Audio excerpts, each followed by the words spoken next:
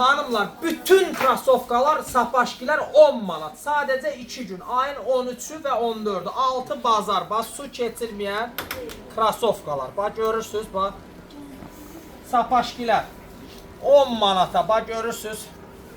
Su qəti keçirmir, içində bunlar bizi gözləyəcək, göstərirəm. Bir dənə buna baxın, 10 manata belə krasovka harda ala bilərsiniz? Mağaza bağlanıb, bax, bunlar hamısı qalıb üstümüzdə deyə qoymuşuq, buna baxın. Belə krasovkalar 40-50 manat satışları olub. Krasovkadakı bir dənə gözəlliklərə baxın. 10 manata belə krasovka heç yanında yoxdur.